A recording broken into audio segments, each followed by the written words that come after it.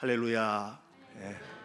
네, 우리 주님의 은혜가 오늘 예배하는 여러분 모두에게 충만하기를 축복합니다. 오늘은 대림절이 시작되는 첫 주일입니다. 지난주에 말씀드린 것처럼 교회 달력으로는 새해가 시작되는 그런 날이거든요. 유대인들은 새해가 나팔절에서 시작됩니다. 유대력으로 7월 1일인데 우리 거의 추석 때 비슷하게 만납니다. 그래서 새해가 얼마 전에 시작이 되었고요. 교회를 다니는 우리들에게 새해는 대림절 첫 번째 주일이 되겠습니다. 그래서 예수 그리스도께서 이 땅에 오시는 성탄절을 기다리는, 예수님의 오심을 기다리는 것으로부터 시작해서 예수님께서 오시고 거룩하게 사역하시고 십자가에 죽으시고 그리고 성령을 충만하게 부어주셔서 땅끝까지 복음이 전파되는 이 모든 과정을 교회력 안에 표현하고 있습니다. 대림절은 말씀드린 것처럼 예수님이 이 땅에 오신 것을 묵상하는, 죄 많은 세상에 하나님이 인간의 몸을 입고 오신 것을 묵상하는 그런 특별한 절기이기도 하고, 그리고 오늘 우리 이 땅을 살고 있는 우리에게 이 대림절은 다른 의미에서는 다시 이 땅에 오실 예수님, 재림하실 예수님을 어떻게 기다려야 하는지에 대한 것을 배우는 그런 특별한 절기이기도 합니다. 예수님은 2000년 전 유대 땅 베들레헴에 태어나셨습니다. 예수님께서 오시는 사건은 우리 그리스도인들에게는 매우 특별하고 중요한 사건이죠. 그런데 사실 예수님이 이 땅에 오신 것은 예수 믿는 우리들만 위해서 오신 것이 아니었습니다. 이 땅을 살고 있는 모든 인류를 위해서 희망의 소식으로 이 땅에 오셨다는 것을 아셔야만 합니다. 모든 사람을 향한 하나님의 마음이 담긴 선물, 그게 예수님이에요. 그러니까 예수님께서 이 땅에 오신 것은 예수님을 믿고 그분이 오신 것을 기억하고 또 그분과 함께 동행하기를 원하는 이들에게는 정말로 놀라운 선물이 되는 것이고, 또 그것을 모르는 사람에게는 불행할 수밖에 없는 일이 되는 것입니다. 사실 사람은 누구나 다 태어나서 죽죠. 태어나면서부터 죽을 때까지를 평생이라고 하는데, 일평생을 우리가 이제 살게 됩니다. 그런데 일평생을 살아가는 우리가 그 속에서 경험하는 일들은 항상 행복한 것, 좋은 것을 경험하기를 원하지만 실제로 우리가 경험하는 현실은 꼭 그렇지만은 않거든요. 전쟁도 경험하고 배고픔도 경험하고 질병도 경험하고 인간관계가 틀어져서 너무나 마음 아프고 힘든 일들을 경험하기도 하고, 행복하기 위하여 만났지만 갈기갈기 찢겨지고 헤어지고 흩어지는 이런 삶을 경험하기도 합니다. 다시 말하면 이런 행복을 원하는 우리에게 다가오는 불행한 사건들은 우리가 원치 않는 것들이라는 거예요. 원치 않는 일들이 언제 오느냐?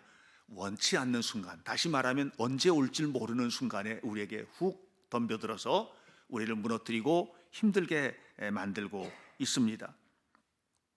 그런데 바로 그런 세상에 하나님께서 예수님을 보내주셨다는 거예요. 죽음이 왜 왔어요? 질병이 왜 왔죠? 여러분, 허무함이 왜 왔습니까? 우리가 살고 있는 동안에 경험하는 모든 고통이 언제부터 시작되었습니까? 그냥 아담의 범죄로부터 시작된 것이거든요. 그러니까 예수님이 이 땅에 오신 것은 죄 많은 세상에서 우리를 구원하기 위하여, 죄 많은 세상에서 우리를 새롭게 하기 위하여 오신 것입니다. 그러니까 이 세상 모든 사람을 위해서 오신 거예요. 이 세상 모든 사람을 위해서 예수님께서 오신 것입니다. 오늘 성경 21절, 마태복음 1장 21절은 이렇게 이야기합니다. 아들을 낳으리니 그 이름을 예수라 하라. 이는 그가 자기 백성을 죄에서 구원할 자이심이라. 이렇게 얘기를 했습니다. 그러니까 예수님이 이 땅에 오신 것은 왜 오셨느냐 하면 모든 죄에서 죽을 수밖에 없는 사람을 구원하기 위하여 오셨다는 거예요. 이 사건이 예수라는 이름 속에 담겨져 있다는 것입니다. 사실 여러분, 예수라는 이름은 그 당시에도 많았어요. 우리 성경에 보면 여호수아라고 있죠. 그게 예수라는 이름이에요. 또 예언자 중에서 호세아라고 있지 않습니까? 이것도 예수라는 이름의 다른 표현들이에요. 그러니까 그냥 예수라는 이름은 많았어요, 그 당시에. 그래서 그 많은 예수라는 이름들 속에서 특별히 우리 예수님을 구별하기 위해서 어떻게 불렀느냐 하면 나사렛 예수라고 이렇게 불렀습니다. 나사렛 예수라고 할 때 그 당시에 살았던 수많은 예수들 중에서 우리가 믿는 예수님, 그분을 지칭하는 거예요. 예수님이 이 땅에 오셨는데 이 땅에 육신을 입고 오신 예수님, 그 예수님이 바로 나사렛 예수님이라는 거예요. 그런데요, 우리가 흔히 누군가에 대하여 얘기할 때 겉모습만 말하고 있지 않지 않습니까? 예를 들어서 저 사람은 누구야? 그러면 현대교회 김광래 목사님이야, 뭐 이렇게 얘기하죠. 또는 딸이 둘인데 두 딸아이의 남편이야, 이렇게 말할 수도 있지 않습니까? 이거는 뭐냐면 겉모습이에요. 미국에서 유학했대, 시카고에서 게레지라는 학교에서 유학을 했대. 이건 뭐냐면 그분의 겉으로 드러난 것들을 이야기하는 거예요. 그런데 저분이 누구야? 라고 얘기할 때 다른 얘기할 수 있죠. 저분은 목사님인데 정말 깊이 예수님을 사랑하고 주님의 마음을 마음속에 늘 품고 사는 분이야, 이렇게 얘기하면 이 겉으로 드러난 게 아니거든요. 속에 있는 거거든요. 속에 있는 것들을 알게 되는 거예요. 어떻게 알아요? 경험적으로 알아요. 계속 사귀고 살다 보면 그 속에 있는 것이 자연스럽게 드러나는 거예요. 예수님이 이 땅에 오실 때에도 예수님은 두 가지 모습을 가지고 오셨어요. 하나는 겉으로 드러나는 모습, 그것은 육신을 입고 오신 인간 예수님이에요. 그분은 우리하고 똑같이 사셨어요. 먹어야 했고 피곤하면 잠을 자야만 했고, 그리고 또 함께 살아가는 이런 모든 일들이 우리하고 하나도 다른 게 없었어요. 그런데 그 내면으로 들어가 보면 전혀 다른 것이 있었어요. 그것은 하나님이셨다는 겁니다. 그분이 하나님이셨기 때문에 인간, 육신의 예수들, 그 당시 예수들이 많았다고 그랬잖아요. 호세아, 여호수아 등등 육신의 모습을 가지고 있는 예수라는 이름을 가진 사람들이 도저히 할 수 없는 일을 하셨는데, 그건 뭐냐면 자기 백성을 그들의 죄에서 구원해내는 일을 하신 것이다 하는 것입니다. 여러분, 예수님은 누굽니까? 오늘 성경은 우리에게 이렇게 말합니다. 예수님은 자기 백성을 저희 죄에서 구원하실 분이다. 그러면 자기 백성은 누굽니까? 여기서 말하고 있는 자기 백성은요, 이스라엘 백성들을 말하는 게 아니에요. 또 오늘 예수님을 믿고 있는 저와 여러분들만 말하는 것이 결코 아니에요. 예수님이 이 땅에 오셨을 때는요, 믿는 자만을 위해서 오신 게 아니에요. 예수님이 이 땅에 오셔서 뭐라고 그러셨어요? 나는 너희들만을 위해서 온 게 아니야. 저 이방 사람들을 위해서도 왔어. 온 세상 사람들을 위해서 왔어. 이렇게 말씀을 하셨어요. 네. 사실 여러분, 사람이 이 땅에 존재하기 시작한 것은 아담으로부터 시작이 되지 않았습니까? 그렇죠? 아담을 하나님이 만드셨어요.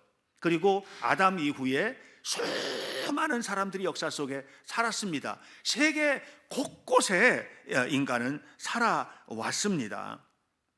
그런데 그 수많은 사람들이 살았던 삶의 자리는 다 똑같지가 않습니다. 조선 사람들이 살았던, 고려 사람들이 살았던, 신라 사람들이 살았던 삶의 자리가 다 다르고요. 이스라엘 사람이 살았던, 그리고 그 당시에 블레셋 사람이라든가 팔레스틴 사람들이 살았던 이 삶의 자리들은 모두 다 달랐습니다. 그런데 동일한 게 하나 있습니다. 태어났고 살았고 죽었다는 거예요. 그런데 사는 동안에 허무함도 경험하고 죽을 병도 경험하고 인간관계의 무너짐도 경험하고 온갖 것들을 지금 여러분이 경험한 거랑 똑같은 것을 1000년 전에도 2000년 전에도 3000년 전에도 경험하고 살았다는 거예요. 제가 전에 한번 말씀드렸잖아요. 지금부터 아주 오래전 뭐 4,000년 전, 5,000년 전에 살았던 사람들의 이야기가 쇠기 문자라는 형태로 수메르 문자, 바벨론에 그게 남아 있는데 거기에 보니까 재미있는 글이 있더라. 아, 요즘 애들은 너무 버르장머리가 없다. 이렇게 써 있더라. 지금도 그렇잖아요. 그런 말 하잖아요. 아, 요새 애들 왜 그러는지 모르겠어. 근데 그게 3,000년 전에도 그랬다는 거예요. 4,000년 전에도 그랬다는 거예요. 5,000년 전 사람도 병들어 죽었을 거예요. 고통 속에서 힘든 문제들이 있었을 거예요. 이웃집과 사이에서 다툼을 겪고 그런 속에서 마음 아픈 일들을 경험했을 거예요. 가까운 사람에게 배신도 경험했을 거예요. 예. 가정 안에서도 수많은 일들을 만났을 거예요. 그랬다는 거예요. 그런데 놀라운 것은 자기 백성을 이라는 말을 할 때 이 자기 백성이라는 말은 온 세계에 하나님의 형상을 담은 하나님의 사람들을 이야기하는 겁니다. 하나님은요, 자기 백성을 위해서 이 땅에 오신 거예요. 자기가 창조하신 인류를 위해서 이 땅에 오신 거예요. 하나님이 창조하신 인간을 위해서 이 땅에 오신 거예요. 그 인간이 어떤 인간이냐면 너무나 연약한 인간이에요. 제 핸드폰에는요, 나사, 미국 항공우주국에서 발사한, 나사에서 발사한 토성 탐사선 카시니호가 찍은 지구 사진이 있어요. 이게 아주 작은 점 같은, 토성에서 찍은 건데 너무 작아서 이거 지구라고 말하지 않으면 알 수 없는 그런 작은 점이에요. 그 점이에요. 그걸 보면 이렇게 먼지만도 못한 게 인간이로구나. 이 속에 지구도 저렇게 작은데 저 속에서 살고 있는 인간은 얼마나 작은가, 이런 생각이 저는 늘 들거든요. 그런데 그게 제 마음만 아닌가 봐요. 시편을 보면 시편에 그런 얘기가 기록되어 있어요. 103편 14절에 우리는 먼지와 같은 존재입니다, 이렇게 얘기해요. 그렇게 작은 존재라는 거예요. 먼지와 같은 존재면은 이게 아무것도 아닌 거예요. 그냥 툭 털어버리면, 먼지를 귀하게 여기는 사람이 어디 있어요? 먼지는 털어서 버리는 거잖아요. 그런데 이사야서를 보면 이사야서 44장 21절에 이렇게 기록되어 있어요. 이스라엘아, 너희가 꼭 기억해야 될 게 있다. 너는 나에게 결단코 잊혀지지 않는 존재다, 이런 얘기를 합니다. 여러분, 먼지와 같은 우리도 하나님께는 잊혀지지 않는 존재예요. 이게 자기 백성 속에 담겨진 의미예요. 여러분 한 사람 한 사람의 형편이 어떻든, 처지가 어떻든 상관없어요. 하나님께는 잊혀지지 않는 존재예요. 우리 모두는 하나님의 마음에 깊이 기억되는 존재임을 기억하시기를 바라요. 이거 이스라엘 백성들에게만 한 얘기가 아니에요.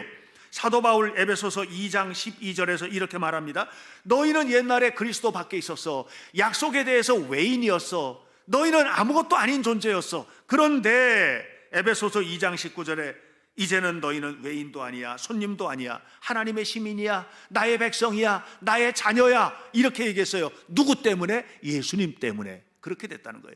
예수님을 믿고 구원받은 너희는 이제는 나에게 소중한 존재야. 내가 너를 결코 잊을 수 없는 그런 사람들이야. 너희는 나의 백성이야, 이렇게 이야기를 하는 것입니다. 그런데 이 세상의 모든 사람들을 위해서 예수님이 이 땅에 오셨는데, 그런데 그 사람들의 형편이 어떠냐? 자기 백성이라고 하는 사람들이 살고 있는 자리가 어떤 자리냐? 성경을 보세요. 21절에서 이렇게 말합니다. 그들의 죄에서 그랬습니다. 이게 우리들의 본질이에요. 그들의 죄에서, 우리는 모두 다 죄인인 존재들이라는 얘기입니다. 그런데 우리가 죄인인데 이 죄에서 벗어날 수 있는 사람들이 아닌 거예요. 예. 우리는 우리 스스로가 이 죄의 문제를 해결할 수가 없어요. 그래서 죽을 수밖에 없는 존재들이에요. 영원히 죽어서 멸망당할 수밖에 없는, 지옥 갈 수밖에 없는 그런 사람들이 오늘 우리들의 모습이라는 거예요. 그래서 로마서 3장 10절에서 의인은 한 사람도 없다, 세상에. 의인은 하나님 앞에 섰을 때 나는 그래도 이렇게 살았습니다라고 말할 수 있는 의인은 한 사람도 없다, 그러면서 3장 12절에 말합니다. 다 치우쳐 있고 모두 다 무익한 존재이고 선을 행할 능력은 하나도 없는 바로 그런 사람들이 바로 너희들이야, 이렇게 이야기를 합니다. 그런데 하나님이 그런 우리를 사랑하신다는 거예요. 먼지맛도 못한데 너는 나에게 결코 잊혀지지 않는 존재라는 거예요. 여러분, 하나님의 사랑이 얼마나 놀랍습니까? 제가 어떤 믿는 집사님 네 분을 만난 적이 있어요. 서울에 사는. 아들 때문에 너무 골치를 앓는 거예요. 아들 때문에 너무 힘들어하는 거예요. 얼마나 힘들어하는지 몰라요. 고등학교가 돼서 이제 대입 준비를 해야 되는데 공부를 전혀 하지 않는 거예요. 한 번은 집에 들어오는데 입에서 담배 냄새도 나고 어떨 때는 술 냄새도 나는 거예요. 그러니까 여러분 자녀가 만약에 그렇다고 생각하면 얼마나 속상하고 힘들겠어요. 아버지 호주머니에서 돈 꺼내가고 뿐만 아니라 가끔 무슨 말도 안 하고 집에 들어오지도 않고 이렇게 하니까 이 아이를 둔 아버지의 마음이 너무 무너지는 거예요. 사업을 꽤 괜찮게 하거든요. 직장 가는 것도 싫은 거예요. 아무런 생각이 없어요. 부부간의 다툼이 점점 잦아지는 거예요. 살 맛이 안 나는 거예요. 밥 먹고 싶지도 않대요. 그러면서 하는 얘기가 뭐냐면, 목사님, 제가 너무 사랑하는 내 아들 위해서 기도 좀 해주세요. 그래요. 여러분 보세요. 그 정도 되면 그냥 나 이제 관심도 없어요. 뭘 하고 살든지 난 상관도 없어요. 이럴 텐데 그렇게 하지 않고 뭐라 그러냐면, 내가 사랑하는 내 아들 위해서 기도 좀 해주세요. 그러는 거예요. 여러분, 하나님이 여러분을 대하는 마음이에요. 우리가 살면서 올바르게만 살았어요?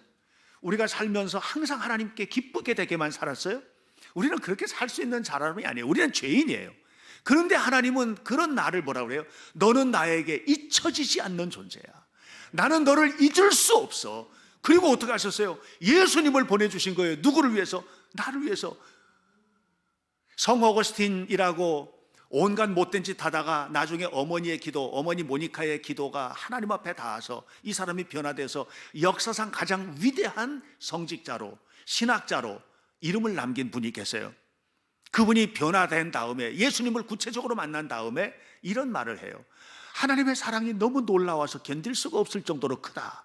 그러면서 이 세상에 사람이라고는 나 하나밖에 없고 죄인이라고는 나 하나밖에 없어서도 예수님은 나를 위해서 기꺼이 십자가에서 죽어주실 것이다라고 이렇게 얘기했어요. 여러분, 하나님은 여러분을 그만큼 사랑하시는 것을 기억하시기를 바랍니다. 누가복음 15장에 보면 우리가 흔히 말하는 탕자의 비유가 나옵니다.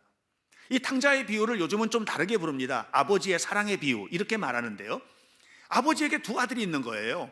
두 아들이 있는데 이 두 아들 중에서 둘째 아들이, 이 녀석이 아주 못된 녀석이에요. 엉덩이에 뿔이 났어요. 아버지를 찾아가 가지고 뭐라고 그러냐면, 아버지, 나에게 돌아올 재산을 나에게 미리 주십시오, 이렇게 얘기를 했습니다. 이 말이 무슨 얘기냐 하면, 그냥 돈 좀 나눠주세요, 재산 좀 미리 물려주세요, 이런 정도의 얘기가 아니에요. 요즘은 우리가 그렇게 얘기할 수 있잖아요. 근데 예수님 살던 당시에 중동 문화 속에서 이 말은 무슨 얘기냐면, 아버지 죽었으면 좋겠어요, 이 얘기거든요. 그러니까 재산을 물려준다는 것이, 미리 물려준다는 것이 있을 수 없는 사회 문화적인 환경이에요. 그러니까 이 말을 바꿔 말하면, 나는 아버지 하나도 필요 없어요, 나에게 관심은 오직 아버지의 재산뿐이에요, 이렇게 말하는 거거든요. 여러분, 여기에서 우리들 모습 좀 보이지 않나요? 우리가 하나님을 믿고 믿음으로 사는데 하나님의 뜻, 하나님의 마음, 하나님의 의도, 하나님의 말씀과 전혀 상관없이 내 기분대로, 내 생각대로 이렇게 살아가는 모습이 이 둘째 아들 모습 속에 있는 거예요. 그런데 이렇게 둘째 아들이 아버지 재산을 가지고 먼 데 가가지고 허랑방탕하고 모든 것을 다 날려버렸지 않았습니까? 그렇게 하고 돌아왔을 때 아버지가 그를 어떻게 해요? 사랑해 주잖아요. 모든 것을 회복시켜 주죠. 옷도 새 옷 입히고 몸도 씻겨주고 가락지도 끼워주고 모든 것을 회복시켜 주지 않습니까? 이게 무슨 얘기냐? 하나님이 우리를 대하는 모습이 이렇다는 걸 예수님이 보여주는 거예요. 하나님이 우리를 그렇게 사랑하세요. 너는 나에게 잊혀지지 않는 존재라는 거예요. 죄인임에도 불구하고, 우리는 모두 다 죄인임에도 불구하고, 하나님의 뜻대로 살지 못했음에도 불구하고 우리를 하나님은 그렇게 사랑하신다는 거예요. 그들의 죄에서 우리 인간의 본질은 하나님의 뜻에 복종하고 따르기보다는 거역하고 불순종하고 곁길로 나가고 예배하지 못하고 기도하지 못하고 이렇게 살았음에도 불구하고 너는 나에게 잊혀질 수 없는 존재라는 거예요. 나는 너를 모든 것을 회복시켜 주기 위하여 이 땅에 왔다는 거예요. 그래서 21절 끝에 말합니다. 구원하기 위하여 왔다. 예수님만이 우리의 희망이다. 이 얘기를 하고 있는 것입니다. 여러분, 우리가 왜 실패합니까? 하나님은 우리에게 실패하기를 원하시지 않아요. 말씀대로 살지 않다가 실패하는 거예요. 왜 우리가 병듭니까? 건강하게 살아야 되는데 병드는 이유는 뭐냐면 이 악한 마귀가 공중권세 잡고 있는 세상에서 우리는 하나님의 뜻대로 살지 못해요. 먹는 것도 마시는 것도 행동하는 것도 우리 제멋대로 제갈 길로 이렇게 살았어요. 그 결과로 실패하고 좌절하고 병들고 무너지고 이렇게 된 것입니다. 그럼에도 불구하고 우리를 하나님은 구원해 주시겠다 이렇게 말씀을 하셨습니다. 왜? 자기 백성이니까. 자기 백성인데 우리가 죄에 빠져 있는 이 모습을 하나님은 결코 그냥 내버려 두지 않겠다고 하는 거예요. 누가복음 10장에 보면 선한 사마리아 사람의 비유라는 비유가 나옵니다. 한 유대인이 예루살렘에서 여리고로 내려갑니다. 예루살렘하고 여리고는 고도 차이가 굉장히 큽니다. 그래서 예루살렘에서 여리고는 내려가야만 합니다. 내려가는 길이에요. 그런데 거기는 유대 광야가 있습니다. 강도들이 출몰하는 곳입니다. 이 사람이 내려가다가 강도를 만났습니다. 강도를 만났는데 강도 만난 이 사람의 형편을 성경은 이렇게 말합니다. 돈도 다 빼앗기고 옷도 다 벗겨지고 거반 죽게 된 것을 버려두고 강도들이 다 갔다 이렇게 얘기합니다. 자, 다 뺏긴 겁니다. 아무것도 남은 게 없는 겁니다. 옷도 다 벗겨졌습니다. 거의 벌거벗겨진 채로 던져진 겁니다. 그리고 버려진 겁니다. 여기서 옷이 중요합니다. 옷은 왜 중요하냐면 그 당시에 사회에서 옷은 그 사람의 민족을 상징합니다. 다시 말하면 유대인들은 유대인들이 입는 옷을 입고요, 이방인은 이방인들이 입는 옷을 입고 다녔어요. 그러니까 옷만 봐도 아는 겁니다. 그리고 신분도 나옵니다. 신분 계층에 따라서 입는 게 달랐거든요. 그러니까 이 사람이 높은 신분인지 아닌지, 제사장인지 아닌지, 어떤 지파 사람인지도 심지어는 알 수 있는 그런 옷 입는 모습이 있었다는 거예요. 그렇게 옷이 중요한데 다 벗겨졌습니다. 바로 그렇게 버려진 자리에 누가 지나가요? 제사장이 지나갑니다. 제사장이 지나갑니다. 근데 이 사람이 내 동족인지 아닌지 모르는 거예요. 왜? 다 벗겨졌으니까. 내가 도와줘야 될 사람인지 아닌지 모르는 거예요. 왜? 다 벗겨졌으니까. 그런데다가 거의 죽게 되었으니 이 사람을 만진다는 것은 제사장으로서는 상상할 수도 없습니다. 왜요? 죽은 자를 만지는 것은 부정을 타는 일이거든요. 레위 사람도 똑같습니다. 그래서 그냥 지나간 겁니다. 그냥 지나간 겁니다. 강도가 두렵기도 했겠지만 그보다 더 깊은 의미는 뭐냐면 이 사람이 누군지 모르는 거예요. 이방인을 도와줄 일이 없어요, 유대인들은. 왜냐하면 이방인은요, 그냥 하나님께서 멸망시켜야 될 사람, 이렇게 생각을 하는 유대인들의 생각이 있기 때문에 그래요. 강도도 두렵지만 이 사람이 누군지를 모른다는 게 그냥 지나치게 되는 결정적인 요소예요. 근데 거기에 사마리아 사람이 지나가는 거예요. 사마리아 사람은 지나가다 이 사람이 누군지를 알았던 거예요. 강도 만자 쓰러진 이 사람이 누군지를 사마리아 사람은 정확하게 알았던 거예요. 이 사람이 누굴까요? 이 사람은 누군가의 도움이 필요한 사람, 누군가의 도움이 필요한 사람. 유대인이냐, 이방인이냐, 나랑 같은 출신이냐, 이 사람의 지위가 높으냐, 낮으냐, 어떤 형편이냐, 내가 이 사람 도와주면 나중에 이 사람으로부터 내가 도와준 것에 대해서 다시 보상을 받을 수 있을 것이냐, 이런 거는 하나도 중요하지 않았어요. 사마리아 사람에게 오직 하나, 이 사람은 내가 도와주지 않으면 죽을 사람이라는 거예요. 이게 사마리아 사람으로 하여금 이 강도 맞아 죽게 된 사람을 도와주게 한 동기였어요. 하나님이 왜 이 땅에 오셨어요? 여러분 도와주기 위해서 오신 거예요. 죄에 빠진 여러분을 도와주기 위해서 오신 거예요. 왜 예수님이 선한 사마리아 사람의 비유를 말씀하셨어요? 예수님이 그렇게 오셨다는 것을 알려주기 위해서 말씀하신 거예요. 그러면 여러분은 누구세요? 여러분은 과연 도움이 필요한 사람에게 도움을 주는 사람이세요? 여러분의 머릿속에는 정치적인 편향성, 지역적인 지역감정, 학교, 지연, 혈연 또는 감정, 이런 것에 온통 얽매여서, 다시 말하면 그가 입고 있는 옷에 따라서 내가 도와줄 것인가 도와주지 말아야 될 것인가를 결정하는 이런 세속적인 세상적인 삶을 살고 있는 것은 아니십니까? 오늘 여러분은 정말 이 사마리아 사람처럼 단순히 이 사람은 나의 도움이 필요한 사람, 여러분 때로는 교회도 여러분의 도움의 손길이 필요해요. 여러분 자녀들이 누구냐 하면 부모의 도움이 필요한 존재들이에요. 여러분, 하나님께서 아담과 하와를 창조하시고 난 다음에 제일 먼저 뭐라고 얘기했느냐 하면 이렇게 말씀하세요. 내가 서로를 돕는 존재로 만들어야 되겠다. 돕는 배필이라는 말이 거기서 나오는 겁니다.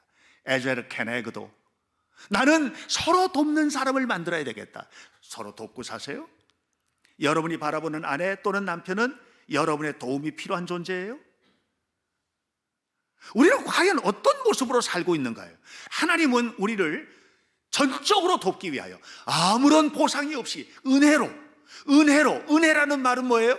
나에게 뭔가를 받고 뭔가를 대가를 요구하는 게 아니에요. 완전히 100% 전적으로 우리를 위해서 모든 것을 주신 분이 바로 예수님이세요. 예수님은 그렇게 이 땅에 오신 것입니다. 예수님께서 이 땅에 오신 것은 그가 자기 백성을 그들의 죄에서 구원하기 위하여 오신 것입니다. 여러분에게 예수님이 희망입니다.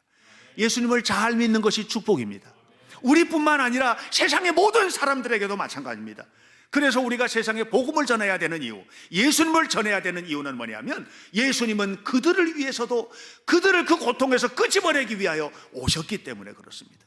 깨닫지 못하는 이들에게 복음을 전하고 그리고 그들과 함께 하나님의 나라를 만들어 가도록 초청받는 바로 그 시간이 대림절, 예수님을 기다리는 절기에 우리의 마음속에 결심해야 되는 결단들인 것을 기억하시기를 바랍니다.